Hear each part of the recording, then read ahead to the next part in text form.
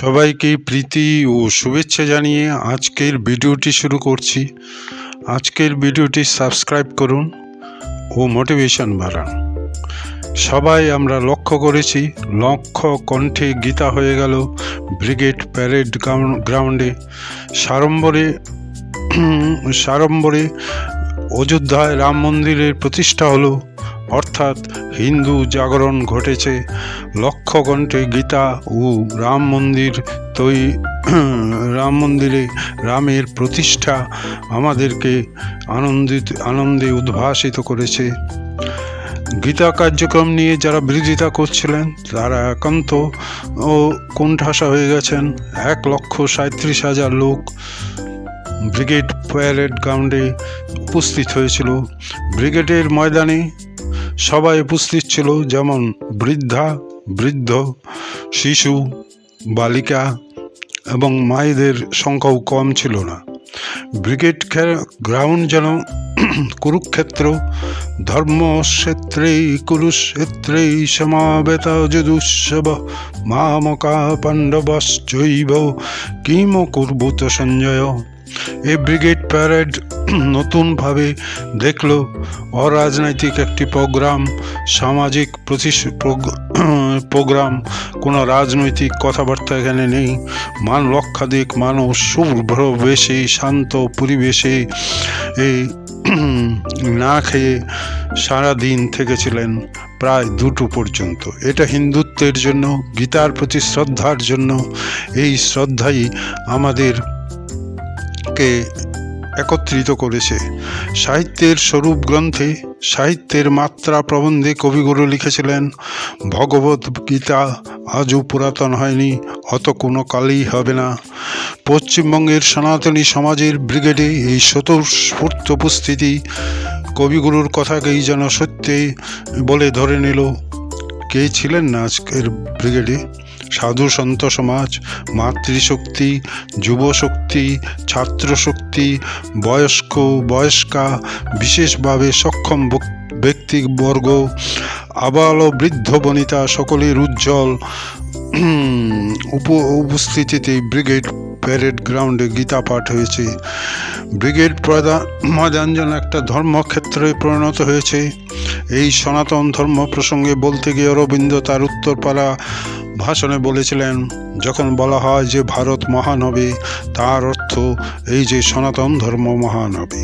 যখন বলা হয় ভারত নিজেকে বর্ধিত ও সনাতন ধর্মের মাধ্যমে বিশ্বগুরু বনবে, তখন আমরা যেন ধর্মের জন্যেই বেঁচে আছি।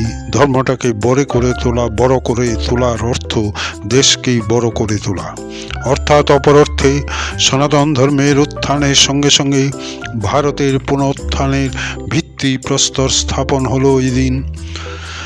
আমরা স্বাধীনতা প্রাককালে যখন একের পর এক বৈপ্লবিক কর্মকাণ্ডে পরের সফলতা অধরা ছিল, তখন ঋষি অরবিন্দ অনুভব করেছিলেন যে ভারতের স্বাধীনতা আন্দোলন শুধু সশস্ত্র বিপ্লবের দ্বারা পূর্ণ সফলতা লাভ করতে পারে না। তাই ভগবত গীতার উপর তার ভাষ্যের মাধ্যমে আধ্যাত্মিক জাতীয়বাদ ধারণাটাকে উপস্থিত করেছিলেন। শ্রীমদ্ ভগবত গীতা আজকের একবিংশ শতাব্দীতে দাঁড়িয়ে 2047 স্বাধীনতার 100 বছর উপলক্ষে যে বিশ্ব ভারতের সংকল্প নেওয়া হয়েছে, সেই লক্ষ্য পূরণে আজ ফের গীতা পাঠের প্রয়োজনীয়তা দেখা দিয়েছে। 1893 সালের 11ই সেপ্টেম্বর আমেরিকার চিকাগো শহরে বিশ্ব ধর্ম সম্মেলনে স্বামী বিবেকানন্দ বলেছিলেন, পৃথিবীর মধ্যে সর্বাপেক্ষা প্রাচীন সন্ন্যাসী সমাজের পক্ষ হইতে আমি আপনাদেরকে ধন্যবাদ জানাইতেছি। সব ধর্মের প্রসূতি স্বরূপা যে সনাতন হিন্দু ধর্ম, তাহার প্রতিনিধি হইয়া আমি আজ আপনাদেরকে ধন্যবাদ প্রদান করিতেছি। কি বলিব, পৃথিবীর যাবতীয় হিন্দু জাতির, যাবতীয় হিন্দু সম্প্রদায়ের কোটি কোটি হিন্দু নরনারীর হইয়া আমি আজ আপনাদিগকে হৃদয়ের সহিত ধন্যবাদ জানাইতেছি। এই ভারতের উত্থান, প্রাচীন ভারতের সাথে যুক্ত হবে নতুন ভারত। সেইভাবেই ভারত মাতার সমৃদ্ধি ঘটবে। তাই আমরা কবির কণ্ঠে শুনতে পাই, ভারত আবার বল বল সবেই বিনা বিন রবে, ভারত আবার জগত সভায় শ্রেষ্ঠ আসন লবে। এটি একটি গান নয়, এটি একটি প্রতিষ্ঠা। এটি একটি গান নয়, একটি ভারত আবার বিশ্বে গড়ে হবে, তারই কথা বলা হয়েছে। আমরা দেখতে পেয়েছি রাম মন্দিরের 22শে জানুয়ারি উদ্বোধন হয়েছে, সারা ভারতবর্ষ উদ্ভাসিত উদ্বেলিত হয়েছে, সবাই যেন সত্যের সন্ধান পেয়েছে, সবার মধ্যে আনন্দময় পরিবেশ ছিল। পশ্চিমবাংলা সহ ভারতের বিভিন্ন রাজ্যে রাজ্যে রামের পূজা হয়েছে। রাম এক পূজনীয় স্থানে আছেন, আমরা তার পূজা করি, অর্থাৎ শ্রদ্ধা করি। তিনি শুধু অবতারই নন, তিনি তার চরিত্রের দ্বারা ভারতবর্ষকে নয়, সারা পৃথিবীকে তার কাছে মাথা নুইয়েছেন। তিনি চরিত্রে এক উজ্জ্বল জ্যোতিষ্ক, তিনি অক্রোধী, তিনি সত্যবাদী, তিনি অন্যায়ের বিরুদ্ধে লড়েন, তিনি ক্রোধেও অক্রোধী, তিনি শত্রুর কাছে ভয়ঙ্কর, তিনি বন্ধুর কাছে তিনি আপনজন। তিনি ভারতের সবচেয়ে দুর্বল ও দুঃখী মানুষদের নিয়ে সেনা করেছিলেন। তিনি কোনোদিন কোনো রাজবাড়িতে অতিথি হননি। তা রবীন্দ্রনাথ বলেছেন তিনি গুণসাগর, তার গুণের শেষ নেই। আর সেই রামকে কেন্দ্র করেই আজ জাতীয়তাবাদের উত্থান ঘটেছে। সারা ভারতবর্ষের মানুষ, এমন কোনো রাজ্য নেই যারা রাম মন্দিরে যায়নি। কিন্তু কত কথাই তো বলা হয়েছিল, বাংলায় নাকি রামের স্থান নেই, তামিলনাড়ুতে নাকি স্থান নেই, সেখানে দ্রাবিড়রা। কিন্তু সব বাধা, সব মিথ্যাচার, অসত্য ভেঙে গেছে, সত্যের প্রতিষ্ঠা হয়েছে। রামের প্রতিষ্ঠা মানেই ভারতবর্ষের প্রতিষ্ঠা, রামের প্রতিষ্ঠা মানেই ভারতবর্ষ ঐক্যবদ্ধ এক ভারত, রামের প্রতিষ্ঠা মানেই ভারতের সনাতনী হিন্দু সমাজের গর্বের বিষয়। আর এই গর্বের বিষয় এবং এই প্রতিষ্ঠা, এই দুটো জিনিসই আমাদেরকে জাতীয়তাবাদের উন্মেষ ঘটিয়েছে। ভারত এক সাংস্কৃতিক হিন্দু রাষ্ট্র, তার সামাজিক উত্থান ঘটেছে।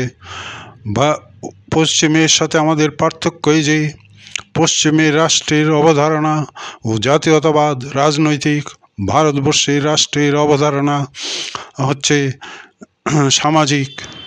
রামের প্রতিষ্ঠার মাধ্যমে সারা ভারতবর্ষ একত্রিত হয়ে এক নব উত্থান ঘটিয়েছে।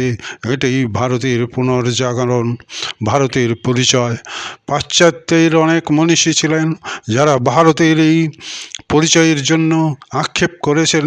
আমরা যে স্বাধীনতার পর যে ভুল পথে চলেছিলাম, ধর্ম নিরপেক্ষতার নামে আমরা যে ভণ্ডামি করছিলাম, তার থেকে দেশ বেরিয়ে এলো।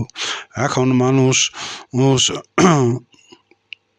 মানুষ হিন্দু সমাজের কথা গর্বের সঙ্গে বলবে। রবীন্দ্রনাথ বলেছেন ভারত একটি হিন্দু নেশন বা হিন্দু রাষ্ট্র, অর্থাৎ ভারতের সব কিছু। তিনি আরও বলেছেন ভারতের পাহাড় পর্বত সমুদ্র নদী নালা সমস্ত স্থান সমস্তই হিন্দুত্বের প্রকাশ ঘটেছে। এতে অনেকে অসন্তুষ্ট। রবীন্দ্রনাথকেও তারা শ্রদ্ধা করেন না, তারা শ্রদ্ধা করেন নিজেদের এজেন্ডা ও পারিবারিক রাজনীতি। এই পরিবারের রাজনীতি ভারতবর্ষকে শেষ করে দিয়েছিল। ভারতবর্ষের ভবিষ্যৎ, ভারতবর্ষের স্বপ্ন, ভারতবর্ষের যুবকদের আশা আকাঙ্ক্ষাকে দলিত করেছিল শুধুই মাত্র দুর্নীতি আর দুর্নীতি। সেই থেকে ভারতবর্ষ বেরিয়ে আসলো হিন্দুত্বের উত্থানের মাধ্যমে। হিন্দুত্ব ভারতবর্ষকে ঐক্যবদ্ধ করেছে, এক রাষ্ট্রীয় চেতনা দিয়েছে। লক্ষ্যকণ্ঠে গীতা এবং রাম মন্দিরের উত্থান আমাদেরকে নতুন করে ভাবাতে শিখেছে। হিন্দুত্বের এই পুনর্জাগরণ কি প্রয়োজন? ভারত মাতাকে ফের পরম বৈভবশালী করার জন্য প্রয়োজন হিন্দুত্বের এই পুনর্জাগরণ। বঙ্কিমচন্দ্রের আনন্দমঠ উপন্যাসে ভবানন্দকে বলতে শোনা গিয়েছিল, আমরা অন্য মা মানি না, জননী জন্মভূমিশ্চ স্বর্গাদপি গরীয়সী। এই সনাতন হিন্দু ধর্মই পেরেছে দেশকে শুধু একটি জড় পদার্থ নয় বরং মা হিসাবে দেখতে। তাই মায়ের এই সুসন্তানের হাত ধরেই বিশ্বের মাঝে ধ্বনিত হবে ভারত মাতার জয়গান। স্বামী রামচন্দ্র যখন শ্রীলঙ্কা বিজয় করলেন তখন লক্ষ্মণ তাকে বলেছিলেন, দাদা এসো আমরা শ্রীলঙ্কায় থেকে যাই। এই শ্রীলঙ্কা বৈভবশালী, এই শ্রীলঙ্কা ধনে মানে উন্নত, এই শ্রীলঙ্কা প্রভাবশালী, এসো আমরা এই দেশের মধ্যে বাস করি। তখন শ্রীরামচন্দ্র বলেছিলেন, ন মে রোচতে লক্ষ্মণ জননী জন্মভূমি স্বর্গাদপি গরীয়সী। সেই দিনই রামচন্দ্র ভারতের কথা, ভারত মাকে স্বর্গের চেয়ে বড় বলে দাবি করেছিলেন, আর তিনি অযোধ্যায় ফিরে এসেছিলেন। আমরা দেখতে পেয়েছি এটাই ভারতবর্ষের জাতীয়তাবাদ, এটাই ভারতবর্ষের পরিচয়। এক ঐক্যবদ্ধ হিন্দু সমাজ মানেই এক বৈভবশালী ভারতবর্ষ, এক উন্নত ভারতবর্ষ।